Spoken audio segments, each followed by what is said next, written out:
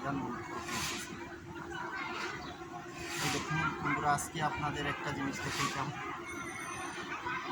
আমি যে কিছুদিন আগে এই মরিচ গাছে কিছু সরিষার পচা ফুল পানি দিয়েছিলাম। এই দেখুন আমার এই মরিচ গাছটা কী হারে মরিচ আসছে, দেখছেন?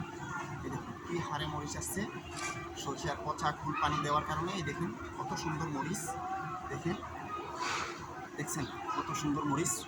এই দেখুন শক্ত হয়ে গেছে, দেখেন, দেখছেন।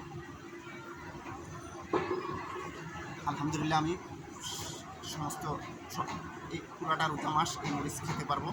দেখেন সুন্দর সুন্দর মরিচ। দেখেন আমার একটা নাগামরিচ গাছ, এই দেখেন নাগামরিচও আইসা গেছে, এই দেখুন বড় হয়ে গেছে, দেখছেন। এই দেখেন আমার ওই গাছটায় আরও কিছু বেগুন বড় হয়ে গেছে, আমি রমজানে বেগুনি বানিয়ে খেতে পারবো। এই দেখুন আরও আছে এদিকে, এই যে আরও আছে এদিকে, দেখছেন, দেখছেন। আমার এই মরিচ গাছটায় সরিষার পচা ফুল পানি দেওয়ার কারণে দেখুন কী হারে মরিচ আসছে। গাছটা কিন্তু এখনও ছোটো রয়ে গেছে, কিন্তু অনেক ফল দিছে, দেখছেন। আলহামদুলিল্লাহ আপনারাও আমার মতো এভাবে শুধু জৈব সার দিয়ে